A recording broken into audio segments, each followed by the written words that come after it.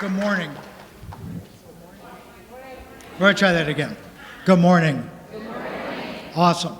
You're a little louder than the previous group, but there are more of you here. I want to be sure that you're in the right group, right? The right flight, okay? A couple of things. Please do ask questions. I'm going to kind of explain my rationale for why I included what I'm including in an hour and 15 minutes. How many of you work with data all the time? Put your hands up. How many of you would try to do a session on data in 1 hour and 15 minutes with 200 people in the room or whatever? So that speaks to my intellectual level for even agreeing to do this. So if I were coming to this session, I would want to take away a couple of things that maybe I hadn't thought about, a different way of doing something. I'm not going to talk with you about necessarily how to use data. I'm going to talk with you about how to use data effectively and efficiently, and only using it to make decisions about what to do for our kids. Make sense? All right. I'm also going to tell you that some things I'm going to say to you are likely to, you're like, what? My email is up here. If you have questions afterwards, you want resources afterwards, just email me. It may take me a couple of days. A couple of people walked up before and said, you know, I emailed you. I'm like, did I respond? And they said, yes, I will respond to you. It may not be within minutes, but I will definitely respond to you. If you need something, I'm happy to send it to you or reply to you. Okay. Do you have any questions to start with? We got a good start this time. Last time we had some issues that were totally my responsibility. All right, how many of you were here in the last session? A few? Okay. So here's what we're going to talk about in an hour and 15 minutes. I'm going to give you some time to talk with each other. Please do that. It could be the person sitting next to you, shoulder partner, think, pair, share, or you can turn around and just get into a small little group. I'll give you a time limit. I give you a warning. I time it on my iPhone.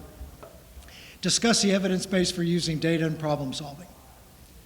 Share research that demonstrates the impact of specific data-based and problem-solving approaches. Review evidence-based problem-solving model. A couple of my good friends, there's been some amazing articles published in the last 3 months that'll be referenced. And I may have even included them in the handouts, I can't remember, that take a look at the impact of how you train people to use data to problem solve, and the specific impact of the presence of the problem-solving process, a good one, not some kind of running record thing or something like that, a good one on student outcomes specifically. So I knew I would have a pretty sophisticated audience here. So if there's anything that I talk about that you need clarified, please raise your hand. I don't want you obsessing over something that we could solve quickly. And then you could re-engage the process, okay? Reviewing some student support team flowcharts. And then the last thing I'm going to ask you to do, either, you know, I don't know if I'll have time to do it here, but a takeaway is if you want to implement any of the things we're going to talk about today, then with your team or whomever, once you have a clear understanding of what it is you think you want to do, change, enhance, identify what you already have going on in your school or whatever your workplace is, district. Identify what you have going on now that will help you do that. Oh, we have a data system. Oh, we do have a problem-solving process. And we do use data for this. But we want to take it to the next level. What are the barriers that you're going to have to reduce or overcome to do that?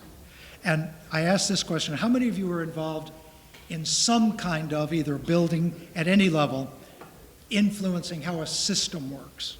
System change. Yeah, that's typical at Patton. You guys are amazing. And by the way, I should have said this when Jen was here earlier, Dr. Collins. You guys, I travel all over the country. I don't think there's a state I haven't been in professionally. I really don't. It's kind of sad. Patton, Pennsylvania, has the best professional learning statewide system of anywhere. So you may not think that sometimes. Well, just think it could be 10 times worse than this and make yourself happy again, okay? So, but the issue is, any systems change, you got to have the assets, right? But you then got to have a way to overcome the barriers. Sometimes those are mindsets, sometimes it's technology, sometimes it's physical. But don't start and say, we'll get to that when we come to it. It's going to come to you, and shut it down. And I'm sure you can think of examples of where that has happened. I don't know why I'm holding this clicker. It doesn't work here. It's obviously some kind of blanket.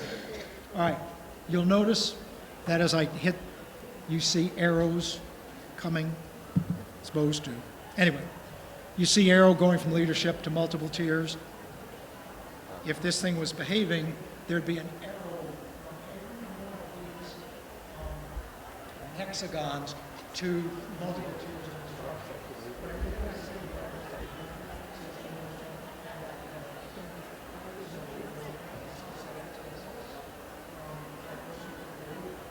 MTSS is the most effective framework for educating, for schooling.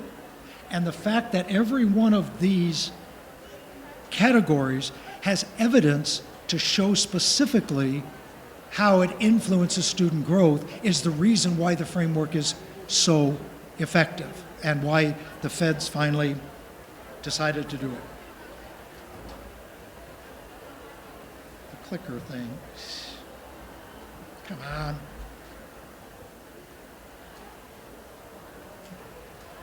I don't know why. Something's going on here. Okay. If you were, since most of you were not here last session, on the left-hand side are the critical components of an MTSS framework.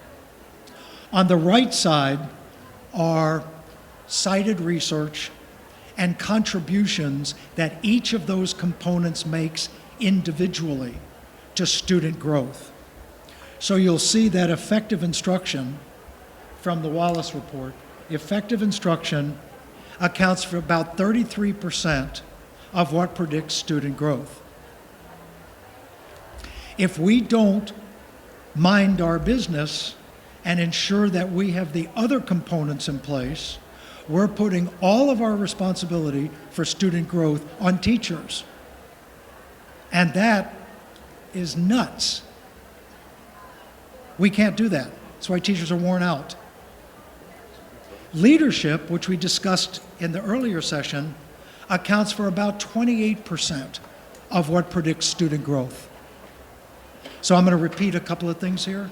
I'm not smart enough to flip in 15 minutes and say the same thing a different way, so I'm just going to stick with it. Add those two numbers up, you have 61%.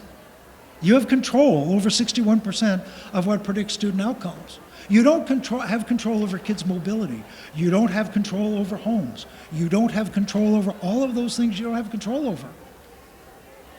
And I don't know how many times I've sat in meetings and people have said, I don't know why we're doing this. The parents are just not involved at all. My response to that is, you got control of 61%. Quit wasting time talking about control over what you don't have. We got to all put our big pants on. Let it go. Meditate. Drink. I don't know, whatever you do. I will tell you, though, I came down and had dinner last night. I think everybody here drinks. And you were all in the place where I was having dinner last night. And I noticed some people just drank. They didn't even have dinner. So they just got to, so I'm not pointing anybody in particular out. Teaming and collaboration, which I think we're going to talk about next, the next session. I will talk about that later. But let me make this very clear. Collaboration and teaming matters, but only if you collaborate and team around the things, the content, that are known to improve student outcomes. One of them should not surprise you. I'll tell you what the other one is in that session. One of them is use of data and problem solving, but only if it comes with an action plan to address what the data are telling you. The other one is, I'll tell you, it is team, collaborative lesson planning. Those are the only two content areas for collaboration that have demonstrated any evidence in improving student outcomes. The rest of us makes us enjoy our workplace. It's a stress relieving kind of thing, kind of like team teaching is sometimes. You have a lifeline, that makes you feel really good. But the impact on student outcomes is not there. So if we are, I asked the group last time, how many of us believe in using evidence-based practices? Then use evidence-based practices. Not things that have become part of the culture, but don't have an impact on student outcomes. So we're going to talk specifically about that kind of stuff. The problem solving I want to show you here, this is out of some of the more recent research. The effect size of 0.89, which is a large effect size, is very large on student outcomes. You problem solve the right way, you will improve student outcomes. Are there any school psychologists in here? Awesome. Oh, put your hands way up. Otherwise, it looks like they assigned seats on this side for you folks. Okay, good. So the name Dan Reschle probably should ring a bell. He's been a lifelong friend. In 1986, Dan Reschle had an article in the Journal of School Psychology that showed the impact of using problem solving on student outcomes based upon how many of the steps were done with fidelity. Now, how many of you were not born in 1986? There you go. Thank you for being honest. That's awesome. And as I said in the earlier session, I'm just shocked, pleasantly surprised, probably a little ticked off, that in the last 8 months, school boards have found a new gem, a new holy grail, called scientific basis of reading instruction. And they're all going nuts about it. Science of reading, as opposed to random acts of teaching reading, right? That's been around for 25 years too. So it's a little embarrassing to talk about things up here that have been around, that many of you have been exposed to, but aren't being implemented, right? So those barriers.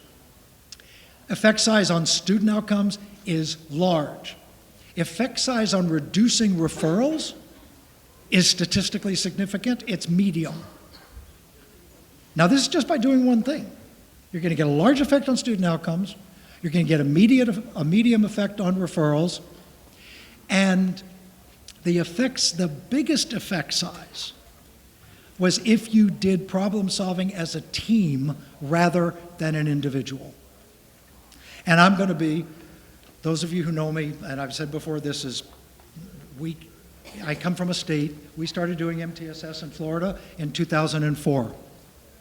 How many of you were not alive in 2004? Okay? That's 20 years ago this coming year.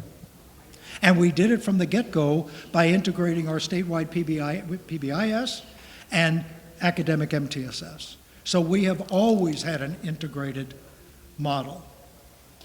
But one of the things that really confuses me on the behavior side is that we do FBAs and BIPs typically as individuals. That's problem solving. One person is doing it. So I'm involved in a expert witness in a large lawsuit right now. expert witness for kids. So I've had the opportunity to review a couple of hundred student files selected at random, all that kind of stuff. And I look at the MTSS, PBIS practices in this entire state, and it would horrify all of us. They have it all, but they're not doing it all, or they're not doing it the right way. So the issue of problem solving here, and this is going to be something that comes back when in our next session, when you look at at collaboration in a school that has a climate of collaboration, you get huge effects on student outcomes.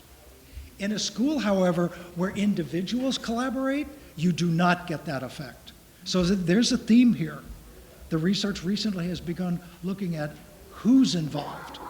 And that goes back to the session we had last hour, which was collective leadership, collective decision-making, as opposed to individuals. Capacity building and professional learning. The research, there's been, you can go look at it. It's very hard. We're going to talk about how to do it. I think better. It's very hard to find any research that can research professional learning. They can do the process part of it, but not the student outcomes part of it. And if you find any that's any good, please let me know, because I continue to look for it, and when you look for it, that's the lamenting about it. And then data evaluation, which we'll talk about today. Depends on how data are used and the process in which you're going to use it. So I don't know what is going on. I'm just going to try something different here. There we go. I can. But first, let's be sure that diverse data can be compared. I want you to, by yourself in your head, right now, just say to yourself, what are my sources of data? Then don't go academic. What is your source of academic data? And don't go behavior. What metric? How are you collecting behavior data? Are you doing through a Swiss system? Are you doing it through systematic behavioral observation?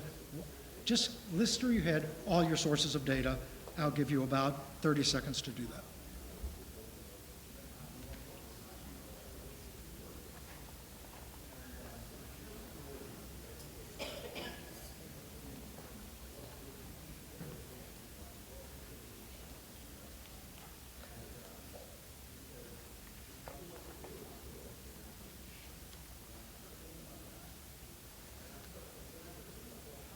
Okay.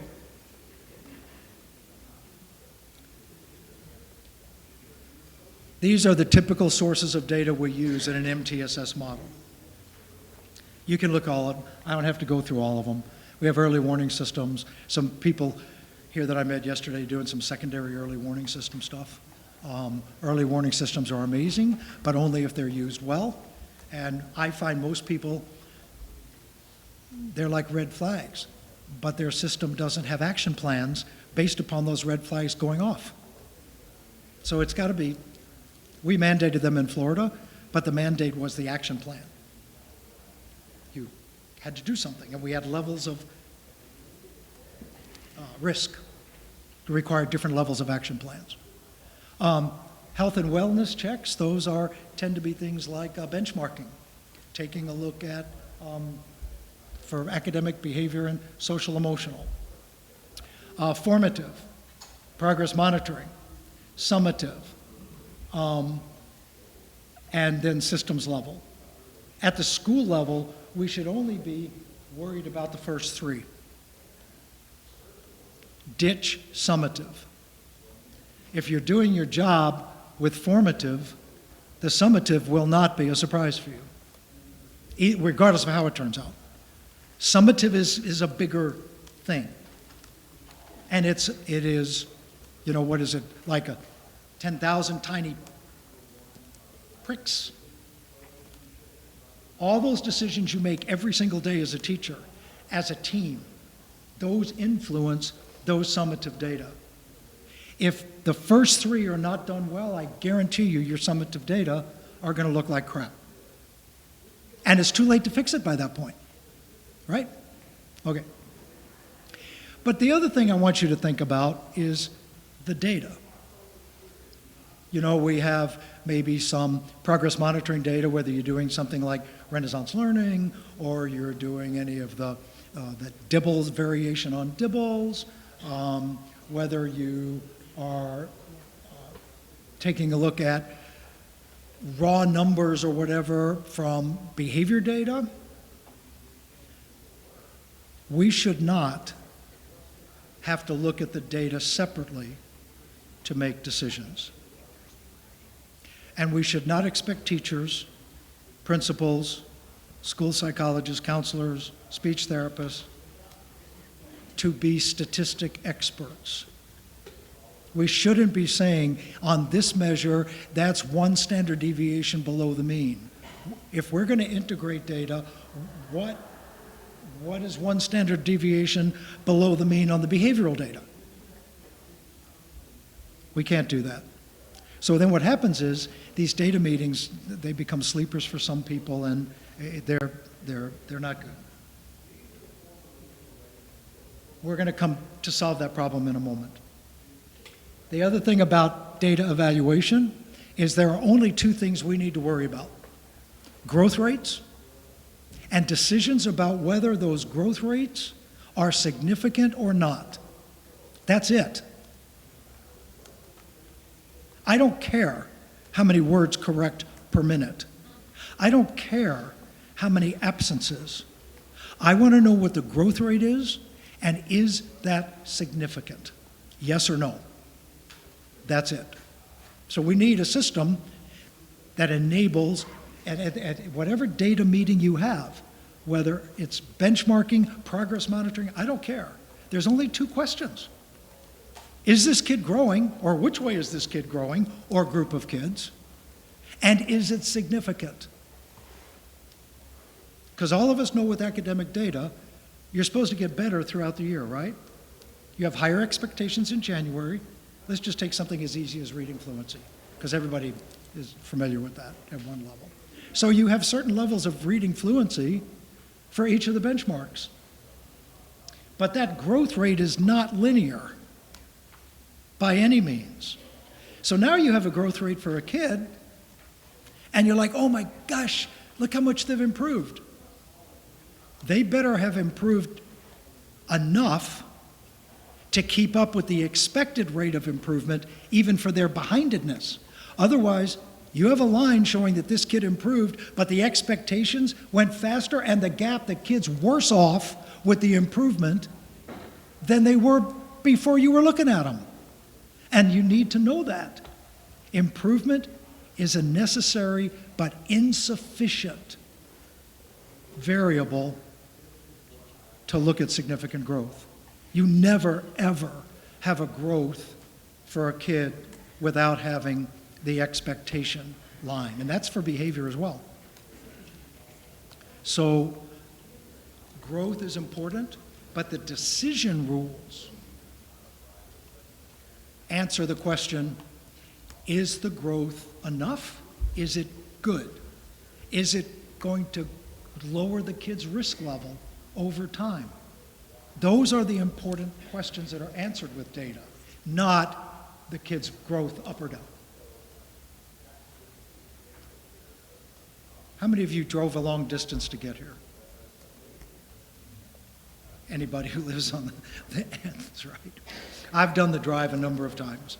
I don't want to be negative, but going from the eastern part of the state to the western part of the state is identical to Florida.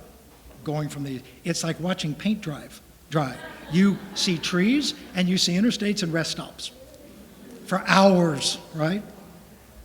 So the decision rules, when you're driving, you pick a speed and you have to be someplace, particularly if you're going to the airport.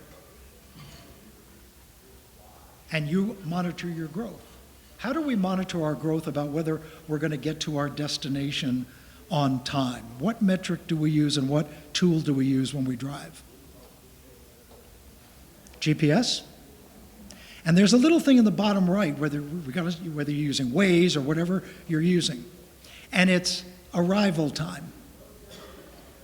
If that number is increasing, you're in deep caca. You are growing the wrong way. What if you waited till you got to the airport 20 minutes late and go, how can I be 20 minutes late? It was only X number of miles and I was going this fast. Because you didn't keep track of the growth. The same is true with kids.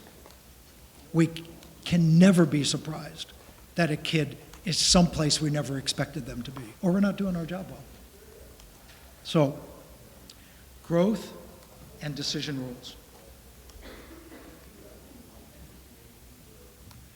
Rate of growth is the best metric for evaluating the effectiveness of instruction.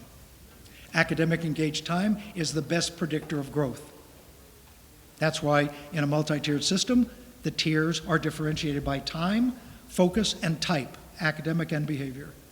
If you can't add time to the tiers, tier 2 is up to 50% more than tier 1, and tier 3 is that whatever that 50% was added. If you can't add time, your MTSS is not going to work. Academic engaged time is the best predictor, and it's for academics and behavior of student growth. Slower rates are okay if you have enough time. So when are you making your critical decisions? Generally, the shorter the time available, the higher the rate of growth. That could be for graduation too, as well as first benchmark, second benchmark. Time influences everything we do with instruction, everything we do with data evaluation. So making a decision early, that's what early warning systems are about. I had a couple of my PhD students did some of the seminal research and published some stuff on early warning systems. For example, we found out that using the data for sixth graders, if you added grades, which typically are not added at middle school, we could predict we followed 8,000 kids for 7 years. Found out that we could predict with 83% accuracy on-time graduation. And ninth grade, it jumped to 91% accuracy. So why would we not start making huge critical decisions in sixth grade? All of this generated things like ninth grade academies and what have you. So rate of growth in the context of time. Any thoughts about that? Any questions, comments? All right. So this is how we equate. We level the playing field for all data. We put it into risk levels. You could put it into 4 risk levels, but I'm just using 3 here. Look on the left-hand side, and we have sources of data. And the sources of data have criteria for academics and behavior for every risk level. So once you convert your data to risk levels, now you have to only ask, where's the growth? I'll go over this in a second, give you the rules and what have you, but I'm just going to add it here for context. If you lower a risk level, red to yellow, yellow to green, if you're doing Renaissance learning, there's between yellow and green, there's a blue, right? Doesn't matter. Those are all psychometrically differentiated risk levels. Anytime you move toward the green, you are closing the gap and making significant growth, and whatever you're doing is working, right? If you stay in a level, you are growing because across time, you're expected, you have higher expectations. But you're not closing the gap. You're treading water. You're no longer going backwards. You are growing, but not enough, because you haven't lowered a risk level. Is this making sense? Anytime that you're going backwards in a risk level or across risk levels, that's not good. Now, you would make a decision based upon some errors and measurement error and data and what have you. But easy rules. Did this kid make growth? Yes. Did they lower a risk level? No. Is this working? Maybe. I'm going to give you not only decision rules for data, but what you do based upon that decision rule in an MTSS model. Is this making inherent sense to you? Imagine a data meeting where all you asked was there growth? Is it enough? What are we going to do about it? Who cares how many words correct per minute? It doesn't matter.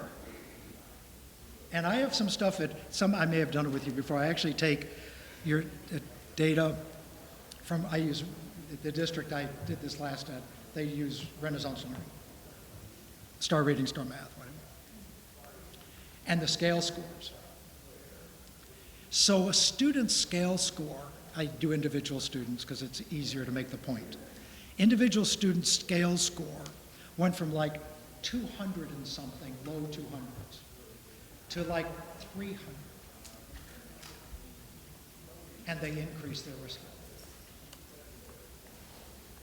You can't use the numbers, so why have them? But look how much he grew. Yeah, that's fine, but he's farther behind now, or she's farther behind now because the expectation went up faster than they grew. And you're going to have to be doing all these lines and all this kind of crap. Just do this. That's all you got to do. You got to set it up. Behavior data would be, we have national norms, for things like referrals to the office.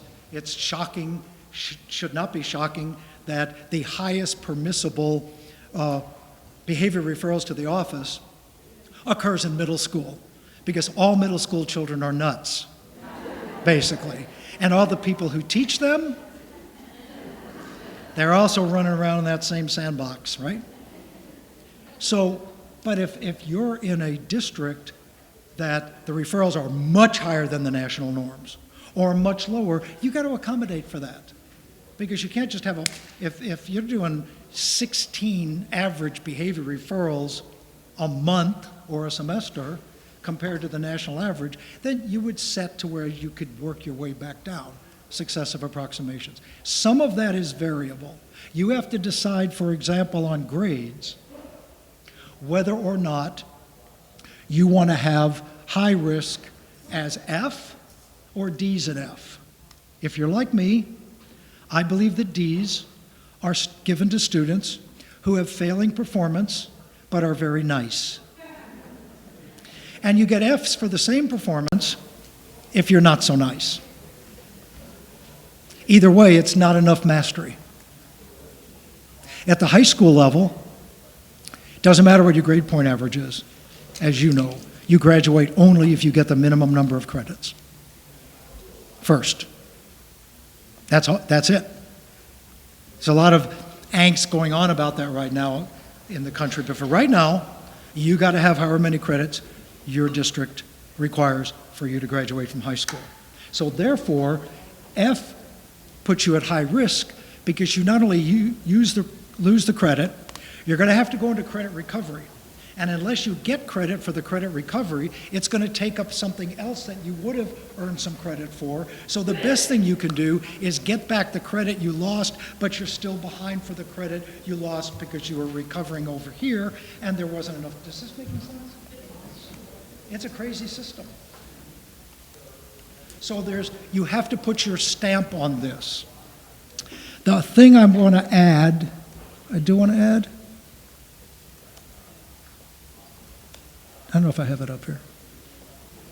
So on the behavior side, I wish this for you if you're not already doing it. We all look at behavior referrals to the office. We all know that those are primarily externalizing issues. We seldom refer somebody to the office for internalizing issues. What do? They go to the health aide or the school nurse. So if you're not doing it, track health referrals. because those also take students away from academic engaged time. You also, and these are, I don't have this up here, this is just, hopefully you're doing it, if not, think about it. You need to time, and you can do this by random sampling. At every school, you need to time how much academic instruction is lost for an office referral. Stopwatch from the time the kid leaves the classroom till the time the kid comes back into the classroom. Time the average. Schools have averages based upon how they deal with behavior referrals to the office. And now you'll have a metric for how much lost academic engaged time there is, and particularly if that's during a particular subject area or class. So behavior referrals to the office are insufficient. They deny engagement. We got to figure that out. There's a second metric to behavior referrals or health referrals. In a school district in Massachusetts I just finished working with, they got 2 therapy dogs.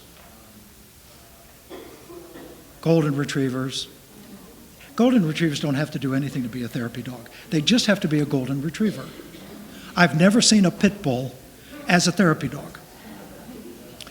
The referrals to the health office went through the ceiling in the first 2 weeks of the therapy dogs. Why was that? Because they're therapy dogs and you got to pet them.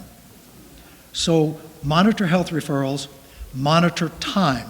That is, and I think I have something here to show you about the impact of time. The referrals alone are insufficient.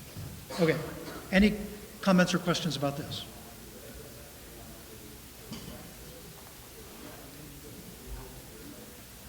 The decision rules, I think I went through this in my, just talking with you. So if you want to know, take home on why decision rules, it's basically what I already said. The decision rules are divided into 3 areas: positive, questionable, and poor in terms of evaluation. And the reason for that is because there are instructional implications for each of those levels of growth. Positive, student improves and lowers the risk level. Questionable, they improved but did not move on the risk level. Poor, they're going the wrong way. The worst, of course, is if they're going from yellow to red or something like that. Moving from green to yellow does not have nearly the implications of going yellow to red. But kids' capacity, right? So that's the first thing you need. That's easy. If you have this, you can do this. Now, then I'm going to give you a break to talk about it. Here are the instructional decisions. I don't care if this is academics or behavior. If there's positive growth, continue the instruction until the goal is attained. I would keep it going maybe at a less intense level, less time, maybe a broader focus, maybe moving more to mainstream tier 1 instructional methods if you've moved away to individualize for a student. Strengthen it once you attain the goal. And then fade the supports. Don't say, oh, they're here, they don't need reading support anymore. They may be there because of the reading support. Last time you were, maybe somebody you know is in intensive care, and their SpO2 level, that's your blood oxygen level, is at 97%. Awesome! They yank the oxygen because you're at 97%, but it plummets to 80 because guess why it was at 97%? The supports. So you always have to fade. Fade first is by time, just the way we increase it. If you're going to reading support 5 days a week, let's go 3 days a week. See what happens. You reduce the time, just like you added it, you reduce it. Begin to fade, and then continue, put that kid on more frequent progress monitoring when you pull the supports off. you need an early warning that this kid is slipping again. Make sense? I don't care what your instructional rules are, have them. You don't want to go to one school where there's a positive rate or a poor rate of growth and have different decisions made for same profile kid. Why would you do that? This needs to be consistent. Questionable. First, was the instruction implemented as intended? Fidelity question. Second, look at absenteeism. Look at Motel 6 kid, lights on, nobody's home. Just because they were there doesn't mean it was implemented as intended. I've never met a teacher that says, I intend for this instruction to be for everyone except Karen,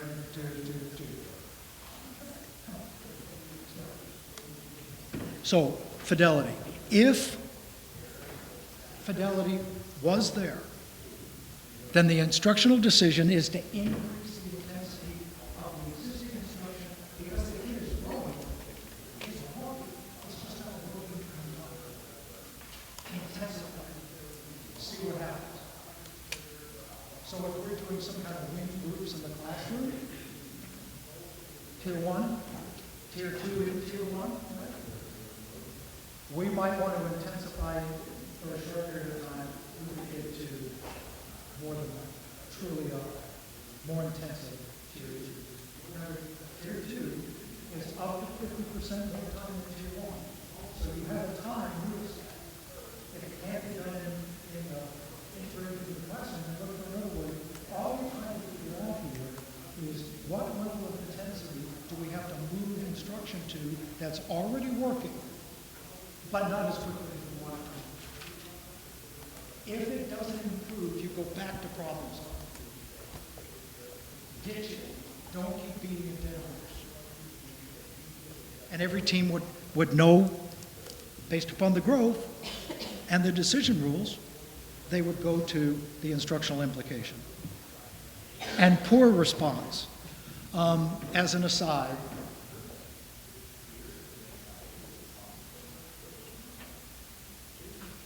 how much time do we go to when? 11? 10:45? What is it? 10:45. I just wonder how much I can add a few things. So the kids in the bottom 15 percentile, if we're looking at straight grade numbers, typically do not respond to anything around enhanced tier 1 or tier 2. I can show you data set after data set after data set, what everybody else is growing, but these kids are not. Because they don't have the capacity. Interventions are not enough, if you want to use that term. That level of support isn't enough for the kids' lack of capacity to use the support, right? So we treat them as problem solving kids immediately if they're at that level. So, first thing, was the instruction delivered as intended? Was there absenteeism? Not only, we never want just absenteeism. Tardies. Kids who are tardy are often tardy at the same time, meaning it has particular instructional implication. I grew up in a foreign country. I did not move to this country until I was 16 years old. I grew up in a Hispanic country. And time in some Hispanic cultures has a different reference than in others. We have a school district in Florida where the district is heavily Hispanic, low socioeconomic for that particular population, and they were having their reading data just a bit lower. And their absenteeism rate was incredibly high. So the school district tried things like school resource officer, they tried all the bad, we're going to punish you if you don't come. Well, the kids are going, school sucks. You can't be punished anymore staying home than making me sit there all day. So we looked at all of that and we found out that We're in school by 10:30. Reading, how many of your schools has reading right out of the chute? 8 to 9:30. So we flipped, we moved it to 10:30. And a half a semester, the rates started. It wasn't these kids, it wasn't language, it wasn't low socioeconomic. The kids weren't getting instruction. And you and I both know on the instruction side, not necessarily, there's some developmental parts on the behavior side, but you know that the benchmarks for progress are based upon how much time we allocate in the United States to read. At the elementary level, it's 90 minutes. It may change at the middle school level, and in the high school level, it's basically infused in all the If we reduced our reading instruction to 60 minutes nationally, all the norms we use have to be recalculated. Because those norms are based on 90 minutes a day, 5 days a week. And I believe that comes out to be roughly 15,575 minutes a week. If you drop it down to 1,000 or 10,000, it's going to go there. It's going to have to readjust up. If we moved it to 120 minutes a day, we would move. Does that make sense? So these are not just random numbers.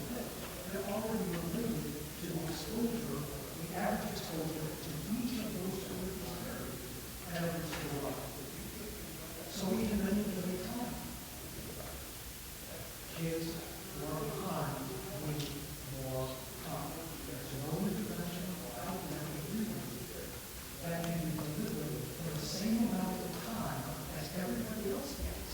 That helps us keep those together. If we had more time, I would go with that. Folks, the bottom line is this. If you're behind and you want to catch up, you have to immediately start growing at the same rate as the height was. And add however it's going to take you to catch up within a certain number of lives. In other words, everybody behind has to grow at a faster rate than every kid in the building who has broken things. You can't do it. It's impossible. That's why we need time, and that's why MTSS is what it is. It's giving us the gift of time, which is the primary resource. If you don't have enough extra time for these kids, don't go looking for a whole world.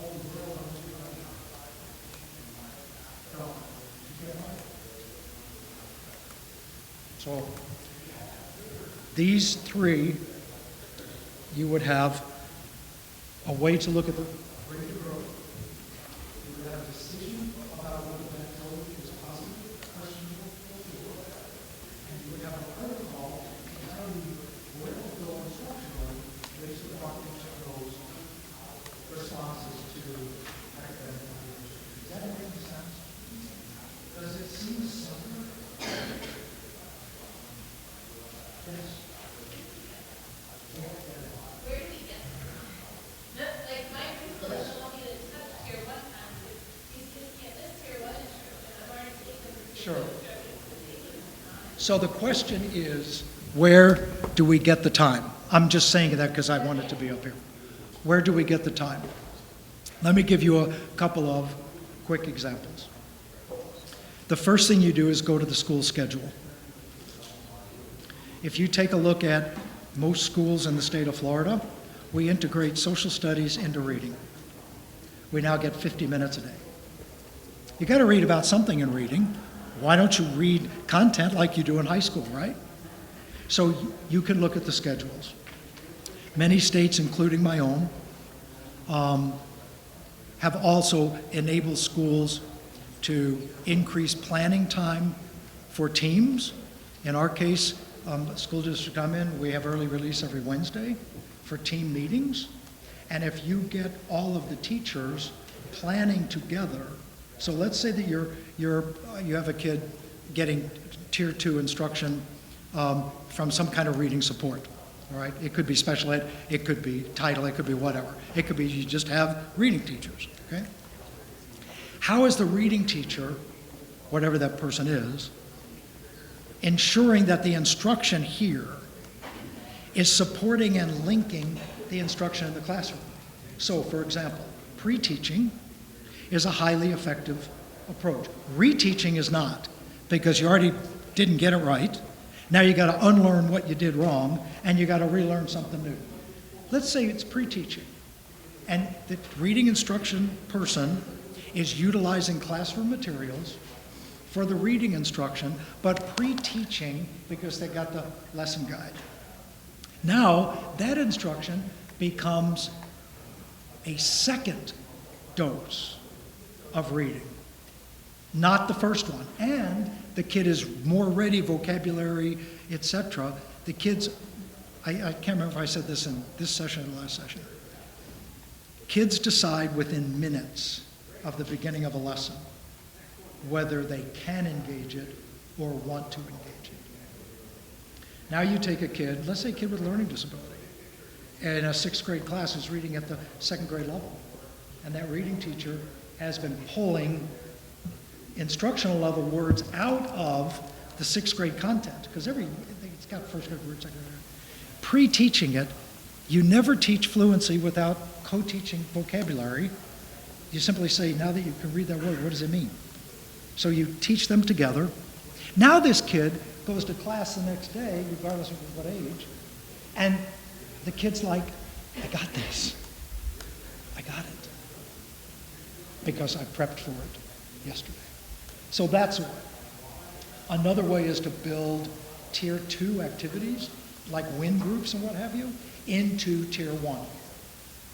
So if you have centers and what have you, this requires planning, because you may have 4 4th grade teachers, you have 4 win groups, every one of them's doing a win group, it's all got to be planned, right? So all I'm saying is that by teaching smartly, ensuring that what the kid gets is not some of this, some of this, some of this. I can't imagine working on fluency is helpful for a 6th grader reading at the 2nd grade level, because that's not helping the kid read the 6th grade material. I don't know what it's helping, but it's not helping that kid feel like they can engage. So the other part, so you can do schedule, you can do linking instruction, all of that. But here's what you're really trying to get to. I want the kid engaged for 90 minutes. I don't want the kid going up and getting intervention, coming back in 90 minutes and being engaged with the team. Because now the kid's not getting the instruction to move along. All of this must demonstrate engagement like that. That's how I do it. And any intervention, whatever your investigation, that we're doing, is not immediately going to increase that kid's engagement or to go on tomorrow. Then so I like you to see what's getting better. Oh, yeah, thank you. I appreciate it. Karen knows I normally walk around, I can't stand being here. So does all that make sense? So anything that you do has got to show that that kid is now engaged in the full time of, and for the behavior folks here, how many of you are familiar with Kathleen Lane's work at the University of Kansas? Okay. I would hope if you came to here next year, I won't be here, but you will, and that question's asked, every one of you put your hands up. Because it's probably, the book I carry around with me the most. There are 6 or 7 behavioral strategies delivered during instruction that every teacher should know. And every one of those strategies is designed to keep the kid engaged, keep kids engaged. So OTR, opportunity to respond, it's a behavioral thing. Now it's been applied to academics. So that has to do with ensuring that the kids who are not engaged the teacher engages them in a way they will engage so that the teacher understands where that kid is with the task. Instructional choice is another one. You could do it this way, or this way. It engages kids. So when we integrate those behavioral supports into instruction, 100% of the reason for that is to keep the kid engaged in the lesson so they're actually getting the instruction. Every teacher should know those 7 supports because they become fluent in the delivery of instruction. Yes? Kathleen Lane, I think, I don't know if I have it up here. Lane, L-A-N-E, Kathleen, and do something like, just put Google Kathleen Lane behavior supports and you'll get it. Now she has a number of books out. This one is blue on the bottom and bronze on the top. I suck at remembering titles. Okay. So let's, yes, is that a question? You're gonna have to speak up. You can find Kathleen Lane on CI3T.org too. All of those strategies. What is it? Okay. Shoot.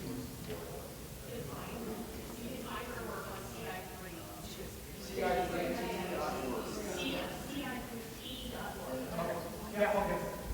That's a comment, not a question. Yes, thank you. So you would want some kind of policy document that looks like this,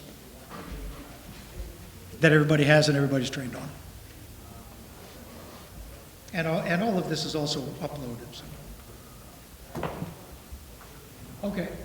So does your school or district have universal guidelines to link the use of data, types of growth, and decisions to instructional decisions that are evidence-based?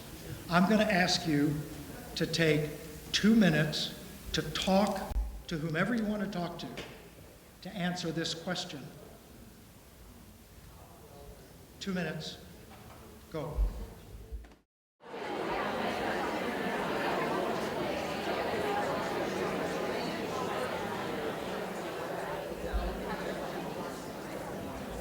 So on this slide are some of the citations about problem solving.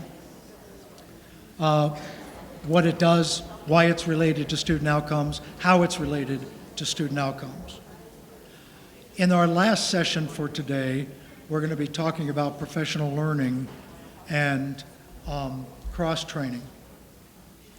And I have some 2023 research on how to do professional learning for problem solving so that that professional learning results in improved student outcomes. This right here is just showing using the problem solving. I already went over that at the beginning, so I don't have to go over it again, but in case you want to go to that article, you can do it. So, does your school, I would like hands now. Wait, I don't know if I'm going to do this. I actually skipped over. So this is a flow chart from a school district that part of it, that I helped out.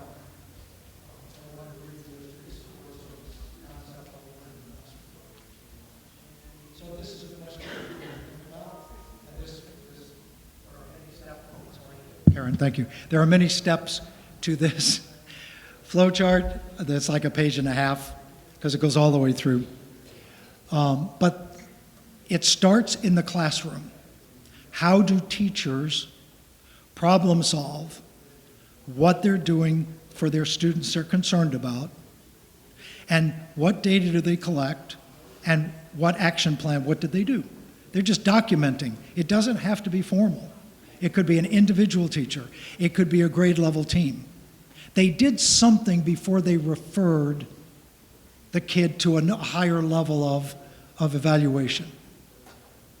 I've been a school psychologist, I've been a building principal, I've been a district administrator, and I've always been frustrated by the fact that when we collect data, we don't immerse ourselves in the experience that the kid has had that has been unsuccessful. You got to know the way the kid was taught, what the kid was taught, because you're just measuring outcomes of that. And as you're thinking about what you're going to do differently, it is different, time, focus, and type. So we have to have a solid understanding of what was taught, how it was taught, whether it's academic or behavior. So it starts there. And then it progressively moves up with aggregated information through a tiered system. So in my MTSS world, Tier 2 is you group kids together with the same need. But you don't go and do individual evaluations on those kids, because research has demonstrated that Tier 2 services works for 65 to 67% of kids by just increasing time and focusing on the area that they need help in. When that doesn't work, we'll move the kid to a higher level or a more formal problem-solving process, which is, by the way, the same as the informal one, if you want the truth, is implemented. So my point is I wouldn't, as a building principal, you can't bring a kid to the school-based team unless you've showed us what you've already done and how you conceptualize this and what you did based upon that conceptualization, because you may have been spot on. We may be tweaking that or something. Also, we don't want teachers feeling like once they come to the team now owns it. Because that's why these arrows are all going back to the class. Yeah, you may think we own it, but where's this kid going to be in 20 minutes? Staring you in the face in room 4. So you have to build ownership as you go through this process. So this is just a rhetorical question. Is the flow of the services we provide to help kids who are struggling, is that explicit, trained, and understood by all? So then, how many of you, this is the hand raising, how many of you work in a district or work with districts that have, now when I hear myself getting lower, it's self-monitoring is working, have an explicit, evidence-based protocol for how to do problem solving? Put your hands up, way up so I can see. Okay, that's about what I normally get. So here's the bottom line. All the research, if you don't implement the steps correctly, and there are 4, on occasion, like TIPS has 5, the more steps that are implemented correctly, the greater the impact on student outcomes. It can't be any simpler than that. So if people don't know how to do the steps, if they think they can skip a step, if they think they know, I know what's going on with this kid. That's scary, particularly when you get the kid to this level, right? So the first thing, a takeaway from today, explore problem-solving models. How would we professionally learn it? How would we have protocols? I have some here for you. And how would we do fidelity checks? I'll say that before we leave. So this is the model that we use in Florida. Whoops. For some reason, there we go. I think it's going too slow for me. Problem-solving process. And in your handouts, yes, in your handouts, you have a fact sheet, multiple pages, explaining this process in detail, okay? First step, identify the goal. And I'm saying this to everybody. Academic behavior, I don't care. We can only write goals for the desired behavior. If I see one more referral, the goal is negative, or take a look at BIPs, reduce referrals to the office. No, never. ever. You say what you want the kid to learn.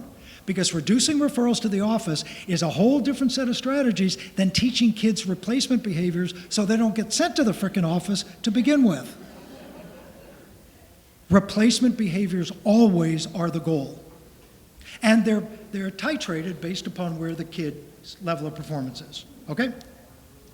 The second step is developing potential reasons why the kid is not attaining the goal. The third step is using your data, implement whatever you're going to implement to get the kid moving toward the goal. And the fourth step is, did it work? So I don't like all of these official terms, like identify the goal problem. I like, what do we want the kids to know, understand, and do? Don't say goal. Say, what do we want the kid to know, understand, and do? Second, why is that not happening? Third, what are we going to do about it? And fourth, did it work? Keep away from all the technical kinds of language. Just use common sense, okay? And I know I'm running out of time. There are steps, the things you have to do for each of these steps. The more of those you do, the more the outcomes are going to be there. Go back to the research that Matt Burns and his group just published. You have this problem-solving fact sheet that explains everything. You also have ISIL by Riot, which is the sources of your reasons: instruction, curriculum, environment, and the learner. It gives you guides for you to answer the question, why aren't they doing that? By looking at all four. So we take FBA. A kid, this is typical. The kid is escaping, avoiding a particular subject area. Why? It could be the instruction is not working and the kid doesn't have self-control. It could be curriculum. The pacing is too fast for the kid. It could be the environment, peers or thing, or this kid's looking for, or it could be something about the kid. We can't do problem solving that doesn't guide us to the solution. And the solution is always teaching kids. When I was a building principal, we had a mantra. It was in the place where the break room was. Instruct first, nuke second. Don't start putting negative consequences for kids that have inappropriate behavior. Find out why the behavior is inappropriate. And you can't say it's because the kid's inappropriate. It's circular. It could be because this kid is totally frustrated, has no way to deal with frustration. It just increases their motor level, anxiety level. The kid says something that pisses somebody off. It violates 100% of teacher referrals to the office, violate the TII, the Teacher Irritability Index.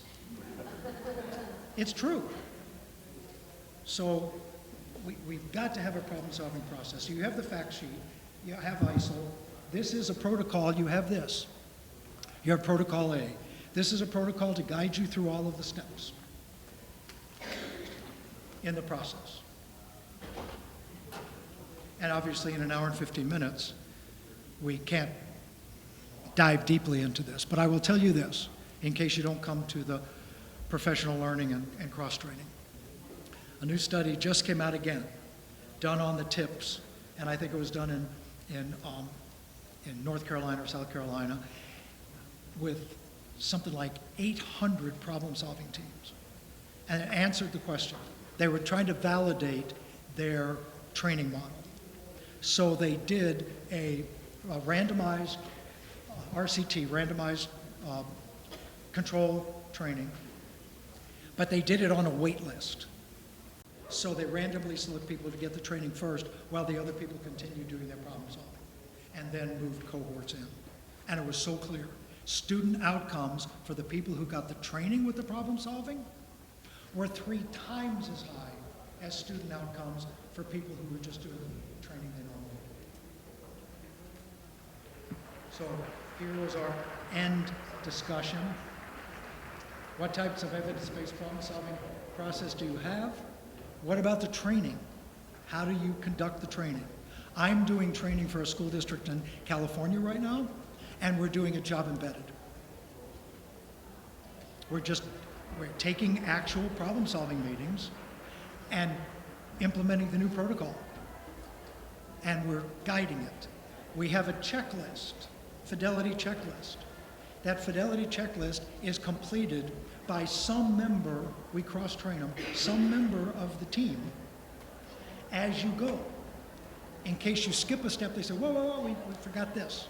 At the end, it's crumpled up and thrown in the waste can. It takes no more time to fidelity check while you're doing it.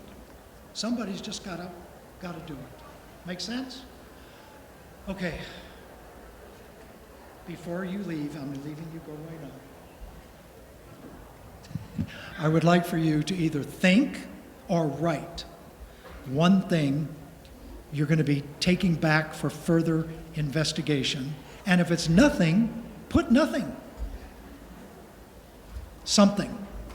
So you have 30 seconds to do that. That's the first thing. The second thing is thank you for coming, and have a great rest of your conference. See you.